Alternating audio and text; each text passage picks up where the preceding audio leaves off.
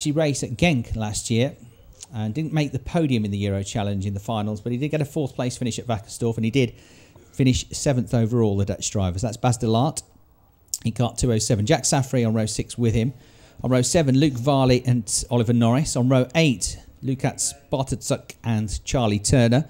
On row 9, Petra Betzel and Nicholas Pico. On row 10, Fazio Fransen and Karol Dabski. On row 11, Brandon Nielsen and Quentin Guerra. Row 12, Eber Grandin and Rio Haruka. On row 13, Alfredo Zabalza and James Macken. Row 14, Tim Schneider and Alessandro Trombelli. Row 15, No Magnus and Cecile Martini. Row 16, Camille Jelen and Anastasia Tyrina. And then on the final row of the grid, Christian Thorsen. Row 17 in kart 271. 35 drivers scheduled to start this. It is race 15 out of the 22 qualifying heats that we've got today.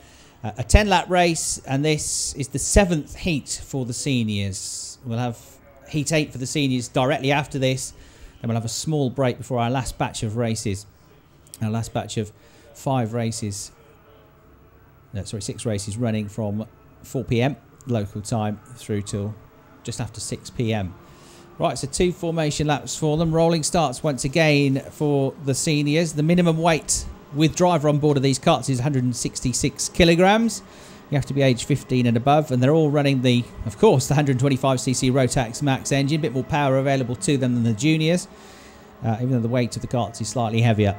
And they run on the Mojo tyres, sick tyres, happily being the call of action today.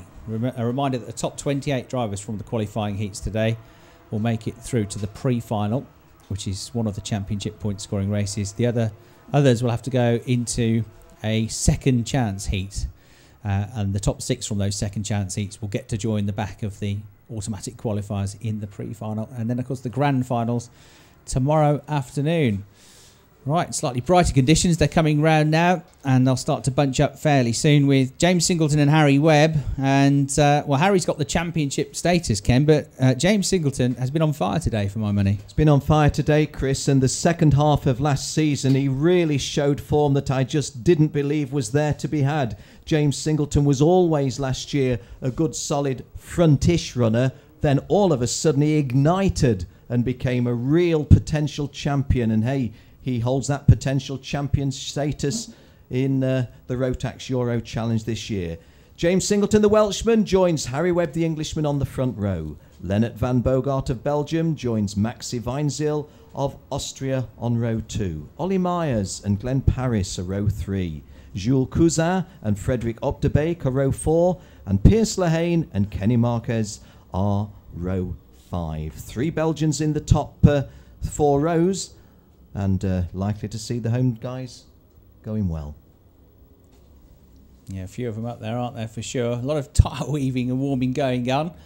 Right, we're going to get underway first time. James Singleton, yes, does get them underway first time, and his side of the grid goes away well. Lennart van Bogart has tucked in behind him. Harry Webb, he's stuck on the outside, but he's trying to hang on in there. He's going to end up getting back into second place. A lot of contact, and that was from the middle of the grid. I don't think any of the front runners are affected, but from the middle grid onwards, from about row 6, 7 and 8, a lot of drivers affected. Jill's got the glasses up. Not sure we can identify numbers at the moment, but that's unfortunate.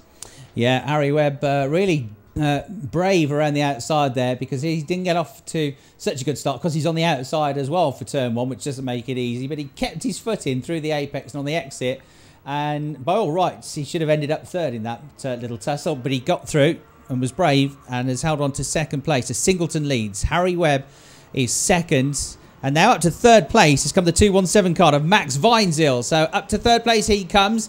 A change for 4th there was that Webb and Myers losing a place possibly. Let's have a look as they come back through over the start-finish line. Yeah, Myers is 4th and de Laat is 5th. Van Bogart, they both got past. He's the one that was being gazumped into that corner. He's dropped down to 5th place. They're all jostling around still just behind. 1st, 2nd, 3rd together.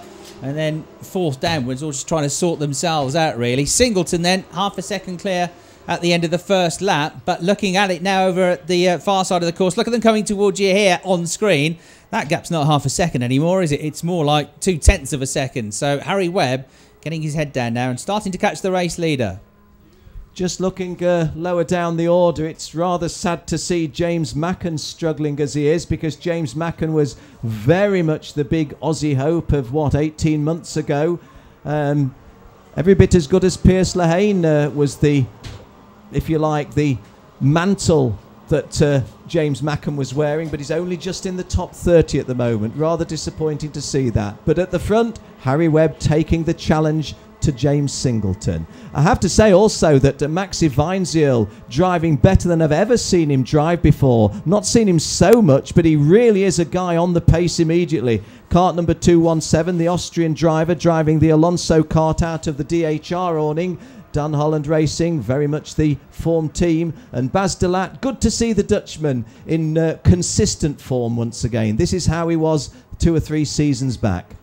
Yeah, in a real battle with Myers for 4th place. So if Myers got through over on the far side of the circuit, we'll be able to tell you in just a second. It's coming back towards us. It's 2-3-1 hanging on to that place. Pierce Lehane actually that's come through to 4th place, isn't it? So Pierce Lehane with a move there to get up to 4th place. He's started the lap 6th. He's got ahead of Myers, and now he's got ahead of de Laat. So just coming through shot, there he is, leading this second group of karts.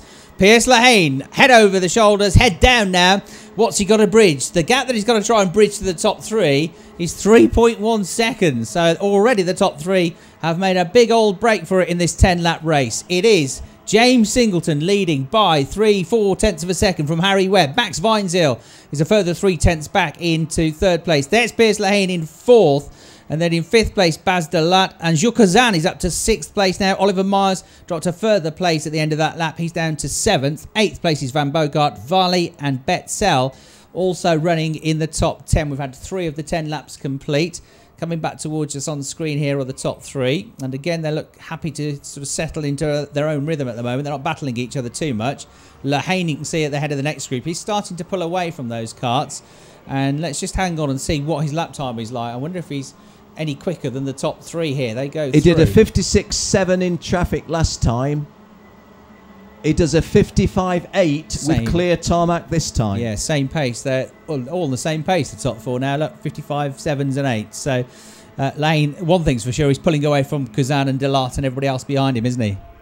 Yeah, Pierce Lehane, who first came to my notice in a Rotax World Challenge Grand Final, came on the podium in juniors. I think he was 3rd.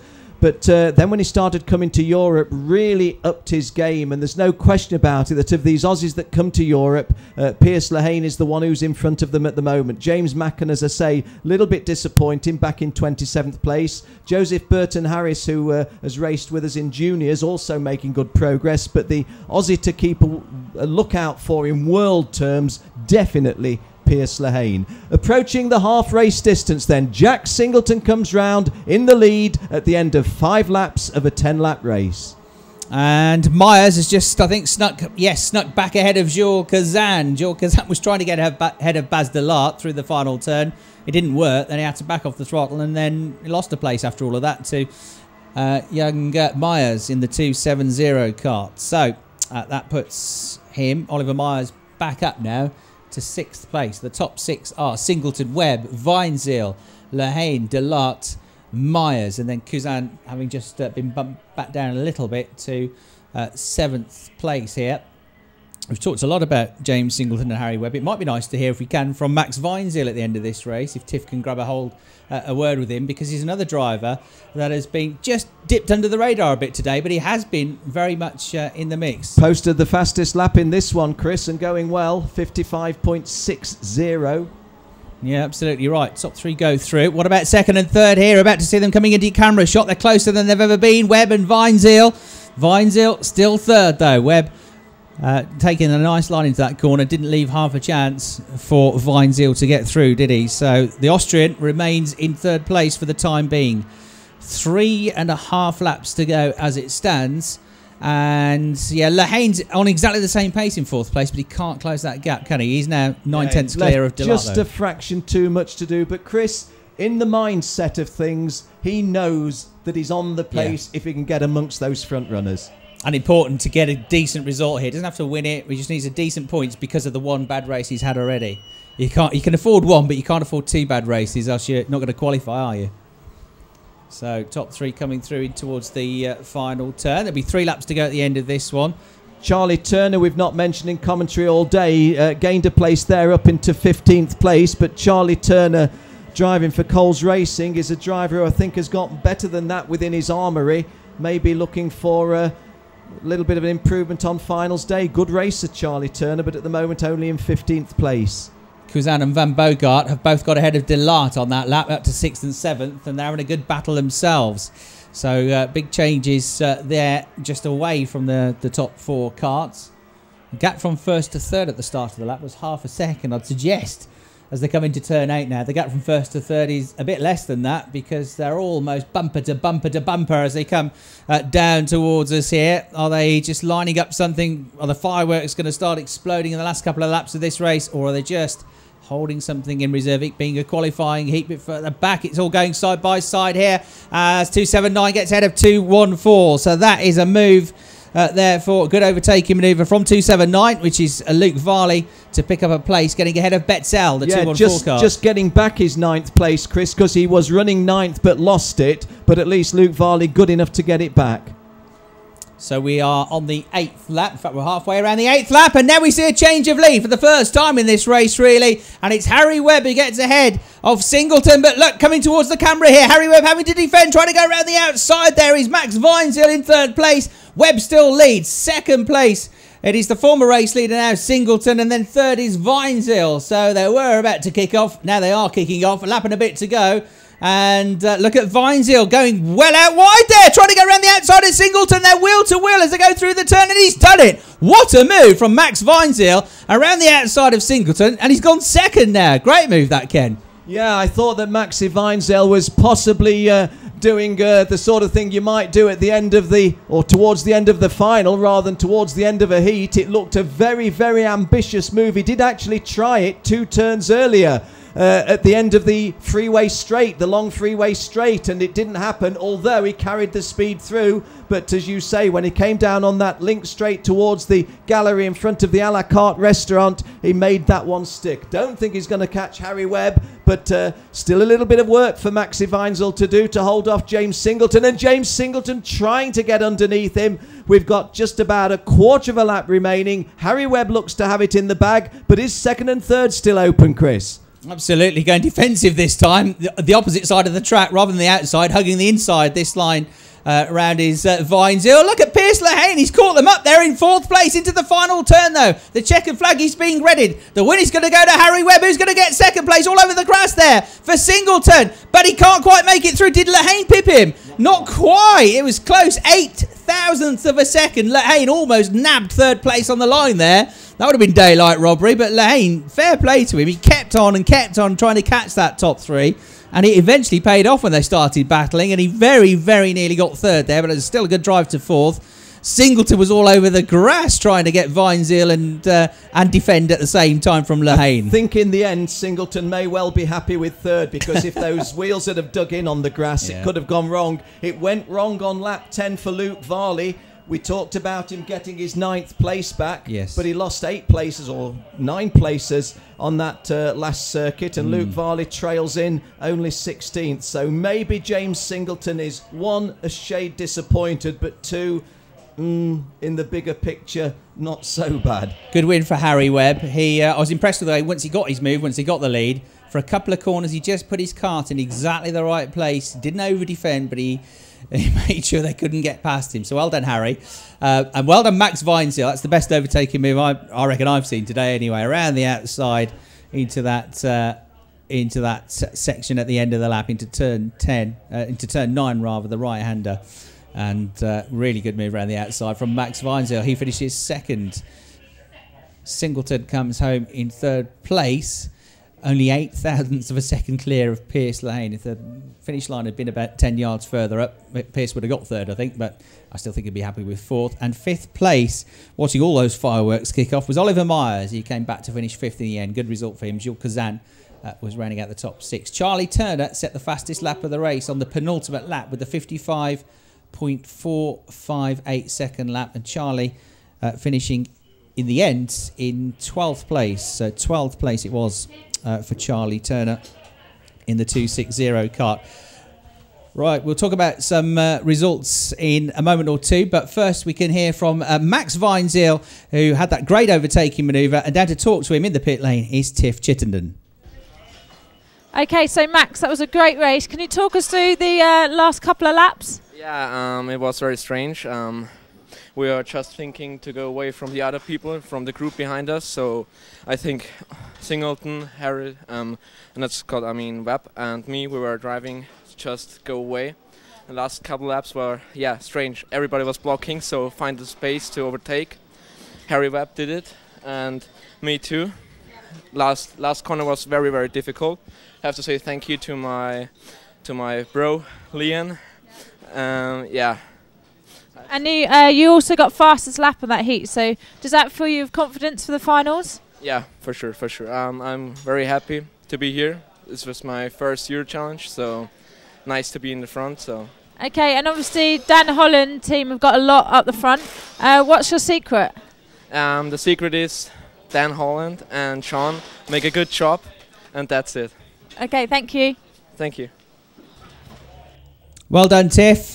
Great stuff. Well done for grabbing hold of Max Weinzierl. Great to hear from the Austrian, and sparkling debut weekend it's been so far for him. We've got another senior race coming up next. Then we'll have a very short break from the track action before we move into our last batch of races. So this is race 16 of 22. You can see the grid there forming up. We've heard from one Dan Holland Racing driver. There's another one there, look, raring to go on the left side of the picture, and it's 266, which is Connor Jupp on the Alonso chassis, which that team runs. We've had some information in from Australia, or from Birrell Kart Sport Australia, letting us know that James Macken has been plagued by engine troubles. James, we've been talking a lot about Pierce Lahane, who's been going great guns, but the other Australian has had some woes this weekend so far, James Macken, and the reason is because he's just been plagued by all sorts of engine troubles rather than the driver that's struggling. He just hasn't got the performance in the engine to be able to be up at the sharp end. So unfortunate first Euromax race so far for James Macken, but hopefully there's time to sort it out, maybe get one good heat in, and there's always the second chance heats if he doesn't qualify to try and get through. There's the timetable that we're on at the moment, which is this middle section of the day. We're about to go on to the foot of the screen there, race 16, which is the 8th qualifying heat for the Rotax Max Seniors. This is at 15:40. There'll almost be just a few minutes break between this and race 17. Race 17 is going to be juniors, and that will be the first of our late afternoon sessions. That's going to be at 4:20. So there'll be about 20 minutes quiet on track before we have the last 6 races of the day. But race 16 coming up next. As you can see on screen, it's between groups A and D, and it will be a 10-lap race. 15:40 that starts, which means it's in just over 2 minutes' time that we'll see the next race of the day getting underway. And some very quick drivers to look forward to in this one, because we've got Connor Jupp and Kenny Vermeulen both on the front row of the grid. And we look forward to seeing both of those two in action. What we had so far today, Philip Morris